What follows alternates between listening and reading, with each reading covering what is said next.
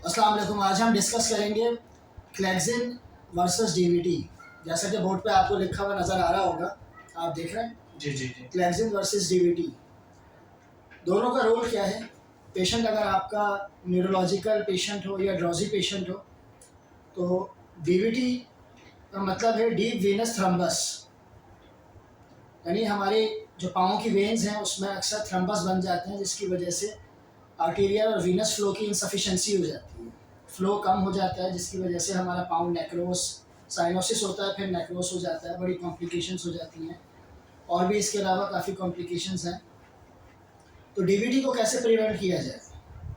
तो many of the patient जो ICU में होते हैं, पेशेंट ड्रॉजी हों या न्यूरोलॉजिकल पेशेंट हो, विदाउट न्यूरोलॉजिकल भी अगर पेशेंट ड्रॉजी हैं, उनका जीसीएस अगर बेहतर नहीं है, मोबाइल नहीं है, अपने हाथ पाँव खुद नहीं हिला सकते, तो उनको डीवीटी स्टॉकिंग आती है, सॉक्स पहनाना बहुत ज़रूरी है।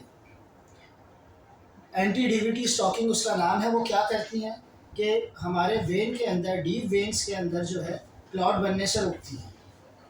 तो it is the purpose to wear the DVT stocking to the patient. अब पेशेंट आपका मेडिकल आईसीयू में हो, सर्जिकल आईसीयू में हो या वार्ड में हो, अगर वो उसकी मोबिलिटी अच्छी नहीं है, हाथ पाँव नहीं हिला सकता, खुद चेयर से नहीं उतर सकता, तो उनको डीवीटी स्टॉकिंग आपको या तो पहनानी है या आपको इंजेक्शन क्लेक्सिन जो है उनको स्टार्ट करना है। अब मेजॉरिटी सारे पेशेंट्स में हम अप्लाई करते हैं डीवीटी स्टॉकिंग, सारे पेशेंट्स में। अब किन पेशेंट में जो है क्लेक्सिन हम नहीं दे सकते? कुछ पेशेंट ऐसे होते हैं जिनको हम क्लेक्सिन नहीं दे सकते। अब वो कौन कौन से पेशेंट है? जैसे पोस्ट सर्जिकल पेशेंट हो गए, एक आईसी ब्लीड का पेशेंट आपके पास आया था, अब आप उसको क्लेक्सिन नहीं दे सकते, उसका ब्लीड और बढ़ जाएगा। ठीक है। आपके पास पेशेंट डेंगू का आ गया, उसके प्लेटलेट कम है। कोई लिवर का पेशेंट ऐसा है जिसके प्लेटलेट भी कम है, थ्रोम्बोसाइटोपिनिया है और उसका आईएनआर बढ़ा हुआ है, तो क्लॉटिंग प्रोफाइल उसकी अच्छी नहीं है। तो ऐसे पेशेंट्स में जो है आप डीवीटी स्टॉकिंग पहनाएंगे, क्लेक्सिन नहीं दे सकते आप ऐसे पेशेंट्स में। Is it clear? क्लियर। अब दूसरे पेशेंट जो हमारे पास होते हैं, जिनको अगर डीवीटी हो जाए किसी भी कॉम्प्लिकेशन की वजह से, अब डीवीटी डेवलप हो जाए तो उसका नुकसान क्या है? अब उसको हम ट्रीट कैसे करते हैं कि देखिए, कंसीडर कर लें ये आपकी लेग है, लेग की वेन है, वेन में अगर यहाँ पे थ्रम्बस आ गया है, क्लॉट आ गया है, तो आइडियली ट्रीटमेंट तो ये है कि हम क्लेक्सिन स्टार्ट कर दें या उसको हेपरिन स्टार्ट कर दें। हेपरिन इन्फ्यूजन पे लेना, ताकि ये क्लॉट जो है वो आहिस्ता आहिस्ता मेल्ट होना शुरू हो जाए। Is it clear? क्लियर।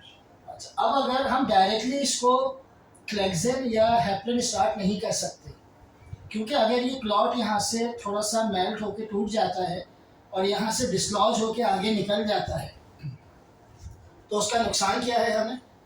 अगर ये क्लॉट यहाँ से जाके हमारे हार्ट में जाता है,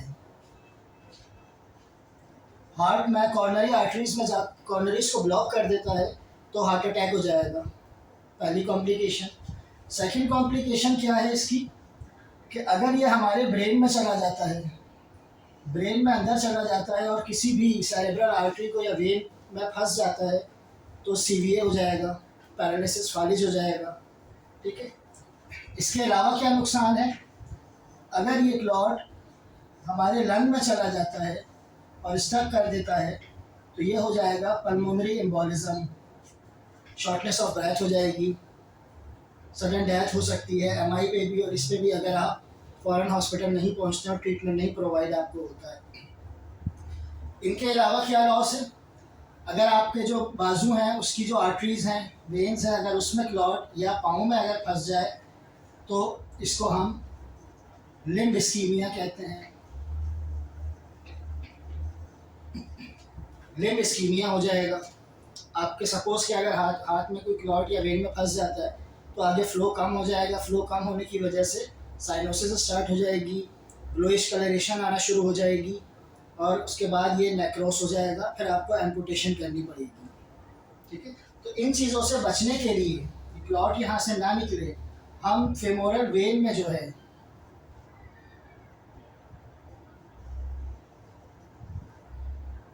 femoral वेन में एक फ़िल्टर डालते हैं जिसको IVC फ़िल्टर कहते हैं, इंफीरियर वेना कैवा फ़िल्टर।